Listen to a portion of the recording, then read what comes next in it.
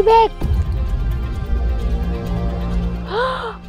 আল্লাহ গো, এতগুলো টিয়া!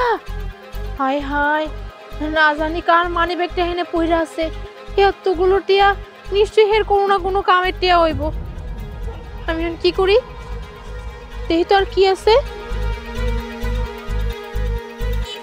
এইটা কি?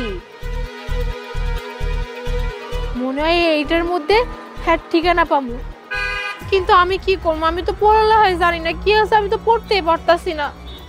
হেডটা আরো যদি হেরে না ফিরাই দেই, হেড তো মেলা বড় মুসিবত হয়ে যাবো। কি করি এখন?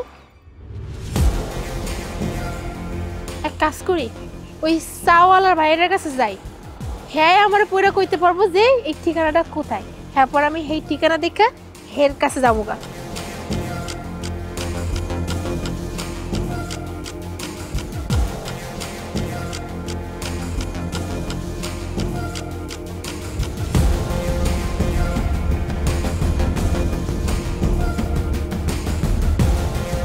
ভাইয়া,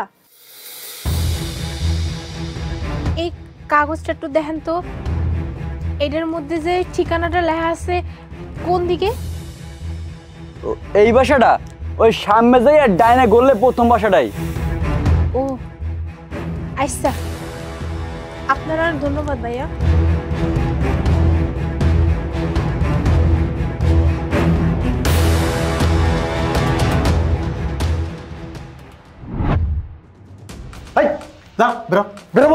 আমি কইছি না আমি যাবো না, আমার এখানে কাম আছে। আপনি এমন করতেছেন কেন আমার লগে?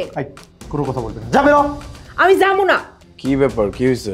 স্যার অনুমতি না নিয়ে ভিতরে ঢুকছে, এই জন্য বলছি। বেরো বেরো বলছি। আমি আপনাকে বারবার কইছি যে আমার স্যারের লগে কাম আছে, আমি এর লেগে হইছি, আমি যাবো না। আচ্ছা ঠিক আছে, তুমি যাও, আমি দেখছি। জি স্যার। কি ব্যাপার, কিছু বলবেন আপনি? হ স্যার, আইসি তো একটা কামই আইছে আপনার লগে। স্যার এইটা মনে হয় আপনার মানি ব্যাগ। তাই তো, এটা তো আমারই মানি ব্যাগ। স্যার একটু দেখে লন না, সব টেয়াগুলো ঠিক আছে কিনা? অনেকগুলো টেয়া ছিল তো।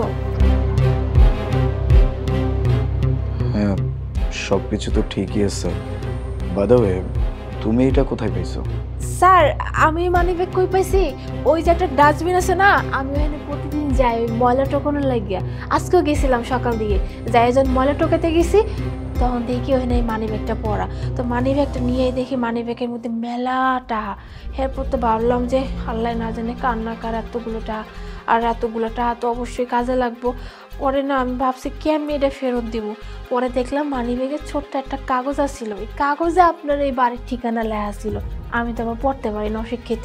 পরে একজন ভাইজানের কাছে গিয়া আপনার এই বাড়ির ঠিকানাটা পড়ছি। পড়ার পরে আমি অনেক খুঁজে খুঁজে আপনার বাড়িতে আইছি। আজকাল এখন এমন ভালো মানুষ পাওয়া যায়। আচ্ছা যাই হোক,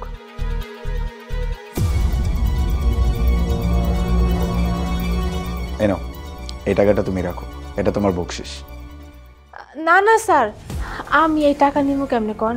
আমি তো আপনার উপকার করছি না। আর উপকার করার পর যদি আমি আপনার কাছ থেকে টাকা নিই তাহলে এটা প্রতিদান হয়ে যাইব না। আমি টাকা পয়সা নিতে পারবো না। আচ্ছা ইটস ওকে, নিয়ে নাও।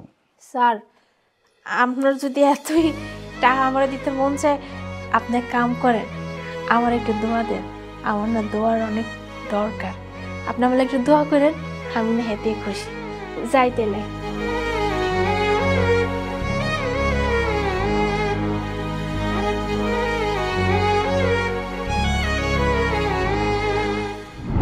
ডাক্তার সাহেব আমার এত বড় উপকারটা কেন করলো? আমি। আপনি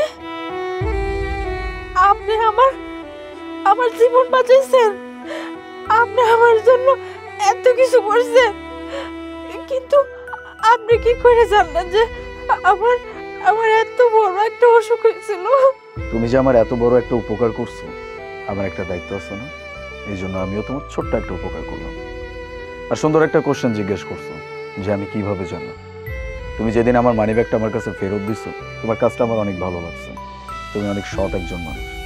এই জন্য আমি তোমার খোঁজ করার জন্য তোমার বস্তিতে গেছিলাম। তোমার বাড়ির জানলার কাছে যখন আমি পৌঁছাই, তখন ভিতর থেকে আমি তোমার কান্নার আওয়াজ শুনতে পাই। তুমি আল্লাহর কাছে দোয়া চাচ্ছিলে তুমি যেন খুব তাড়াতাড়ি সুস্থ হয়ে যাও।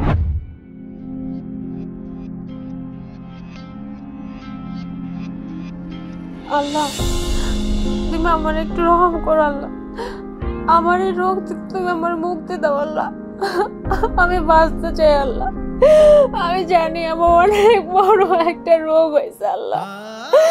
আল্লাহ, তুমি আমার উপরে একটু রহম করো আল্লাহ। আল্লাহ, আমি দুনিয়াতে বাচ্চা থেকে সৎ পথে থাকতে চাই, আমি সৎ পথে কাজকর্ম করতে চাই আল্লাহ। আমার উপরে একটু দয়া করো আল্লাহ। আমি মরতে চাই না আল্লাহ, আমারে বাঁচাও আল্লাহ। আপনার অনেক অনেক ধন্যবাদ। আসলে আপনার ধন্যবাদ দিয়েও না ছোট করা হইব। আপনি আমার জীবনটা বাঁচিয়ে দিলেন। ধন্যবাদ দিতে হবে না, জলদি সুস্থ হয়ে ওঠো আর তাড়াতাড়ি সুস্থ হয়ে ঠিকঠাক মতো আমার বাড়িতে চলে আসবো। আমি আসি। স্যার, আমি আপনার কাছে সারা জীবন কৃতজ্ঞ থাকব। আপনি আমার জন্য যা করলেন, বিশ্বাস করেন আমি কল্পনাও করি না যে আমার লেগে কে এমন কিছু করবে। কৃতজ্ঞ থাকার মতো কিছু হয় না। তুমি আমার উপকার করছো, আমি তোমার উপকার করছি। বাই দ্য ওয়ে, তুমি কিন্তু আজকের পর থেকে এই বাড়িতে থাকবা। কি কইতেছেন স্যার? আমি যদি আপনার এই বাড়িতে থাকি, আপনার পরিবার কই? পরিবার? একটা সময় না আমার যখন সব কিছু ছিল, টাকা পয়সা, বাড়ি গাড়ি, অর্থ সম্পত্তি, তখন আমার সাথে সবাই ছিল। আমার ওয়াইফ, আমার মা, আমার বাবা, আমার ভাই, সবাই ছিল। খুব সুখে দিন কাটতেছিল আমাদের। কিন্তু হঠাৎ করে আমি ব্যবসা অনেক বড় একটা লস খাই। এরপর আমার বলতে গেলে সব কিছুই শেষ হয়ে যায়, একেবারে নিঃস্ব হয়ে যায়। এই খারাপ সময় আমার পরিবারের একটা মানুষ আমার পাশে দাঁড়ায়। সবাই যার যার মতো চলে গেছে, কি আর করার।